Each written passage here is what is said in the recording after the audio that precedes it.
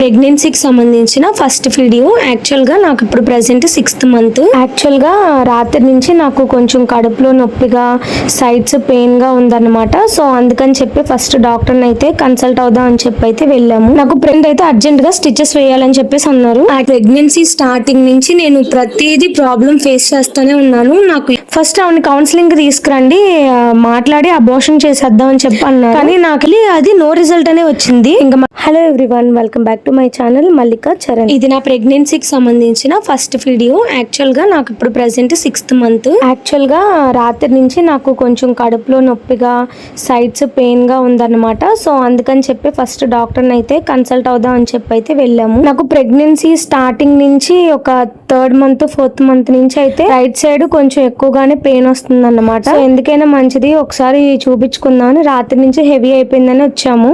అసలు నేను ఎప్పుడు లేట్ గా వచ్చినా నా నెంబర్ పిలిచేసేవారు. ఇప్పుడు త్వరగా వచ్చి కూర్చున్నా సరే ఇప్పటికీ నా నెంబర్ పిలవట్లేదు. యాక్చువల్ గా డాక్టర్ గారు ఏమన్నారంటే ఆల్రెడీ పెయిన్ వస్తుంది కదా, ఒకసారి చెక్ చేశారన్నమాట. పీవీ చెక్ చేసిన తర్వాత కొంచెం గర్భసంచి వీక్ గా ఉందన్నారు ఫస్ట్ నుంచి. సో ఇప్పుడు ప్రెసెంట్ అయితే అర్జెంట్ గా స్టిచెస్ వేయాలని చెప్పేసి అన్నారు. యాక్చువల్ గా వెంటనే అయితే జాయిన్ అవ్వమన్నారు. కానీ మేమే కొంచెం అమౌంట్ అవన్నీ చూసుకొని జాయిన్ అవుతాం అని చెప్పి ఇంకా మండే గానీ ట్యూస్డే గానీ జాయిన్ అవుదాం అని చెప్పి అయితే ఇంకా దానికి కావాల్సినవి అన్ని తీసుకుందాం అని చెప్పి అయితే బయటకు వచ్చాము. మా ఫ్రెండ్ అదే హాస్పిటల్లో చేసేదన్నమాట. తను చెప్పింది 2 బెడ్షీట్స్ నీకు ఏమేం కావాలో అవన్నీ పెట్టుకో, ఏముండదు జస్ట్ చిన్న ప్రొసీజర్, ఒక 15 to 10 minutes ఉంటుంది అంతే, ఈవినింగ్ కల్లా ఇంటికి పంపించేస్తారు బాగుంటే అంతా అని చెప్పేసి అంది. కానీ నాకు భయంగా ఉన్నా ధైర్యంగా అయితే ఉన్నాను, ఎందుకంటే అది మెయిన్ ఇంపార్టెంట్ కాబట్టి. సరిపోద్ది కదా.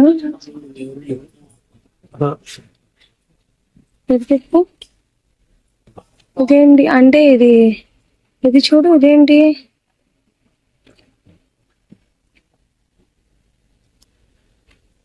అసలు ఈ ప్రెగ్నెన్సీ స్టార్టింగ్ నుంచి నేను ప్రతిదీ ప్రాబ్లం ఫేస్ చేస్తూనే ఉన్నాను. నాకు ఎన్టీలో ప్రాబ్లం వచ్చింది, డబుల్ మార్క్ టెస్ట్ లో కూడా ప్రాబ్లం వచ్చింది, తర్వాత ఎన్ఐపిటి చేయించాము అది కూడా ప్రాబ్లమే వచ్చింది. ఫస్ట్ అయితే ఒక డాక్టర్ ని కన్సల్ట్ అయ్యాము. అంటే నేను ఎప్పుడు చూయించుకునే డాక్టర్ కాకుండా ఆవిడ సి సెక్షన్ అయినా సరే ఫ్రీ డెలివరీ చేస్తానని ఒకళ్ళు చెప్పారని చెప్పి వెళ్ళాము. కానీ అక్కడ డబుల్ మార్క్ టెస్ట్ తేడా రాగానే ఆవిడ అన్నారు ఫస్ట్ ఆవిడని కౌన్సిలింగ్ తీసుకురండి, మాట్లాడి అబార్షన్ చేసేద్దాం అని చెప్పి అన్నారు. కానీ నాకు ఎందుకో ఇష్టం లేదు, ఆవిడ చెప్పింది ఎందుకో వద్దు, కరెక్ట్ కాదనిపించింది. ఇంక నేను ఎప్పుడు చూపించుకునే హాస్పిటల్కి అయితే వెళ్ళిపోయాను అన్నమాట.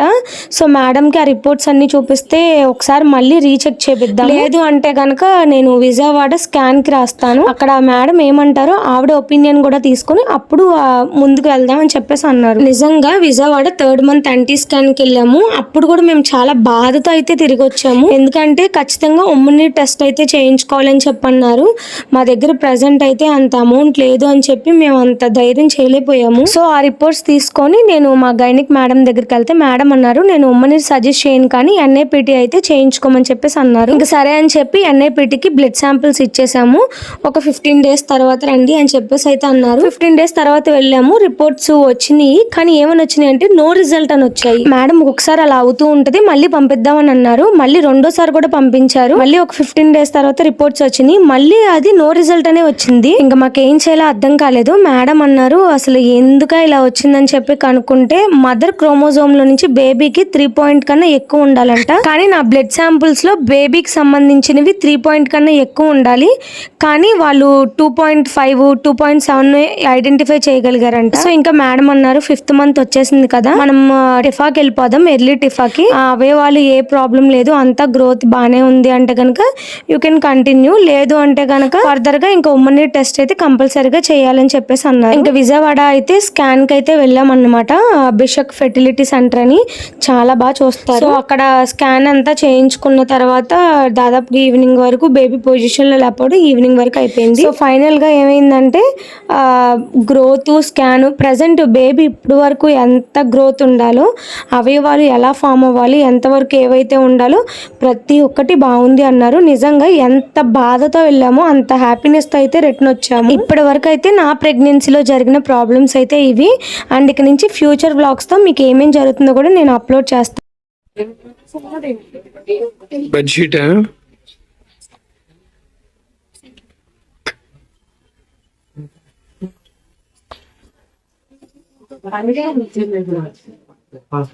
సరిపోద్ది.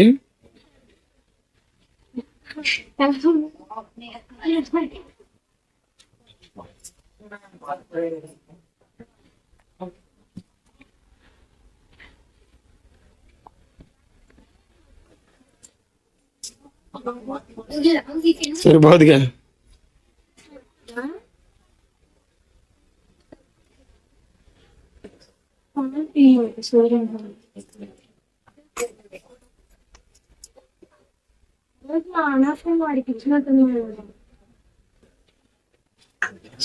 సైజ్ చూడు.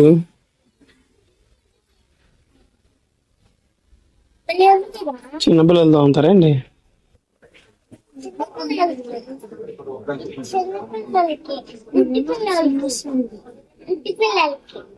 చిన్నపిల్లలు కనుకుంటది.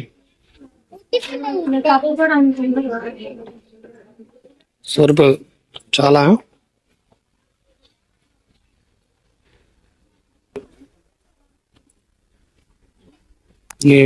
బ్లాంకెట్ అంటే వీటితో చిన్నది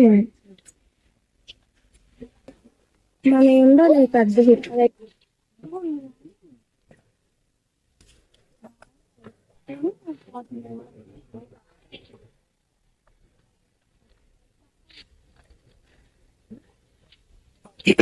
చిన్నదండి కదా.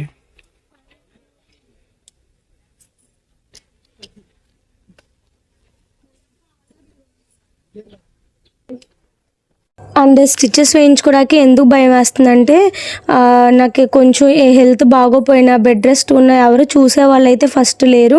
కొంచెం ఏదైనా ఇబ్బందిగా ఉన్నా ఏదైనా కావాలి చెయ్యాలి అనుకున్నా ఖచ్చితంగా మా ఆయనే చెయ్యాలి. నేనైతే ఈ ప్రెగ్నెన్సీలో ఎంత స్ట్రెయిన్ అవుతున్నానో దానికి ఇంకా 10 రెట్లు మా ఆయన ఎక్కువ స్ట్రెయిన్ అయిపోతున్నారు. ఒకవైపు సరిగ్గా నిద్ర ఉండట్లేదు, ఒకవైపు ఏమో ఖర్చు మీద ఖర్చు అయిపోతుంది. అండ్ డ్యూటీ కూడా సరిగ్గా చేయలేకపోతున్నారు నిద్ర లేకపోవడం వల్ల. నిజంగా అంటారు కదా, ఒక పేషెంట్ కింద చేస్తే అవతల పేషెంట్ అయిపోతారని. సేమ్ అదే పరిస్థితి. కానీ ఏదేమైనా గట్టిగా ఓర్చుకుంటున్నాం, ఎందుకంటే కొన్ని డేస్ ఎట్టాగొట్ట కళ్ళు మూసుకుంటే బేబీ బయటకు వచ్చేస్తుంది. కావాలి గ్రీనా?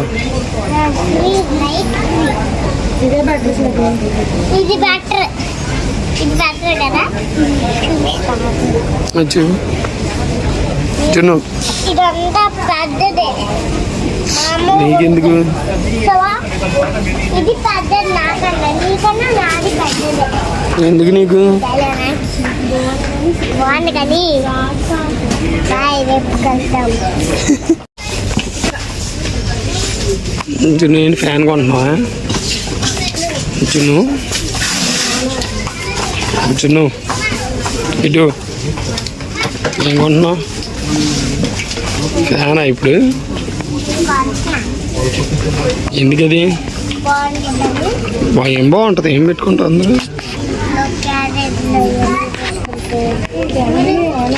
క్యారేజ్ పెట్టుకుంటావా? అడ్లు గట్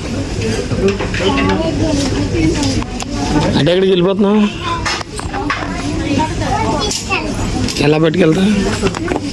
చూపించు ఎలా పట్టుకెళ్తా.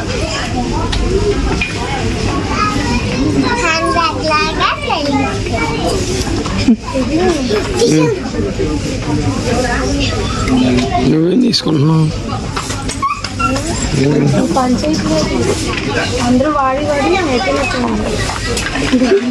ఛార్జింగ్ పెట్టుకోవాలి.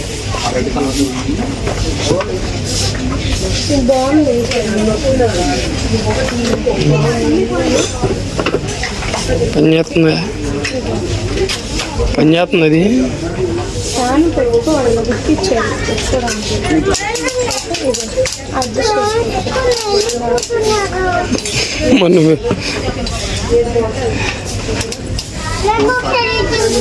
నువ్వెందుకు అడ్డెళ్ళావు?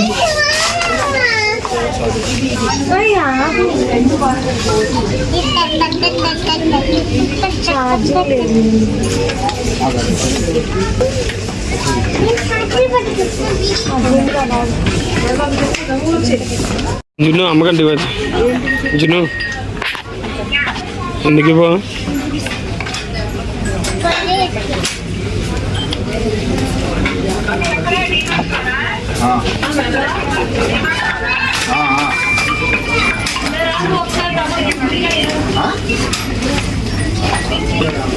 ఎందుకు ఇవన్నీ? ఎందుకు చిన్న ఏమన్నా ఎన్ని కొంటావు? నాకు రీల్స్ అంటే ఇష్టం. ఇదిగో టీవా. డాడీ ఏం చేస్తున్నావు?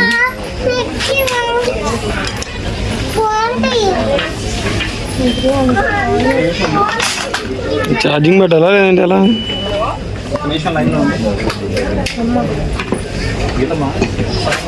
అయిందా? అది 800 ఇటు దిప్పు.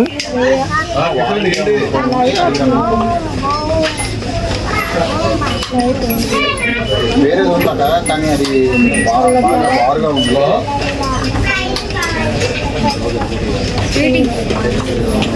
బాగుంది కానీ క్లీన్ చేసుకునేప్పుడు ఇబ్బంది కాకపోతే క్లీన్ చేయడానికి ఇబ్బంది అదే ఆలోచించింది అది అట్లేదు హలో హలో హలో ఏంటారు నువ్వు?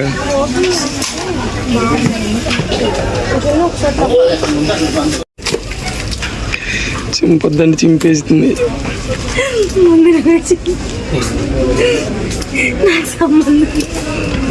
చింపేసింది. వాళ్ళు చెప్పారు మర్యాదగా తీయొద్దు అని. జనాలకి పెద్ద మనిషి అలాగే చింపేసింది.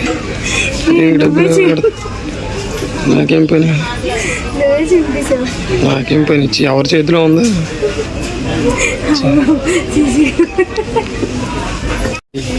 ఏం చేస్తా ఓడి బిగిసావా? అయ్యా మళ్ళీ ఓడి బిగేసి అయిపోయి కట్టేస్తారండి. అది ఇరిపిస్తావు కదా.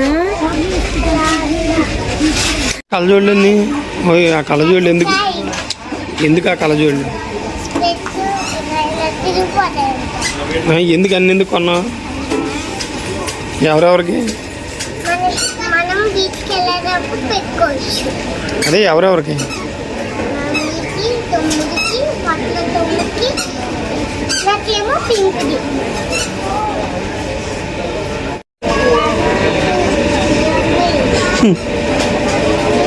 అక్కడ కొన్నావా? అది నచ్చిందా? లైట్ కలర్ లైట్ కలరా? లైట్ కలర్ బాగుంటుందా?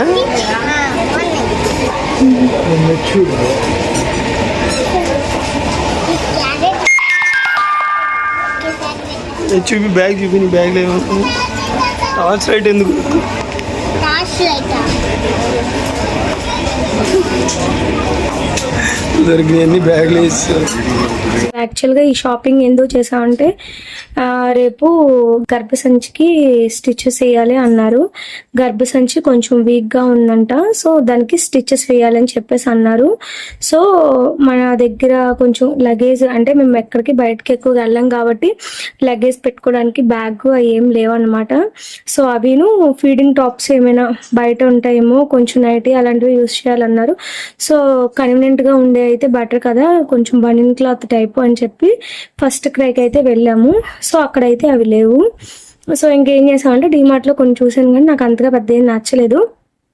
తర్వాత మామూలుగా ఫస్ట్ క్రైది ఆన్లైన్లో అయితే కొన్ని ఆర్డర్ పెట్టాను. అవి రావడానికి అయితే టైం పట్టిద్దంట. సో అందుకని చెప్పి వెళ్తే మండే ఆర్ ట్యూస్డే రెండిట్లో ఏదో రోజు వెళ్ళాలి హాస్పిటల్కి.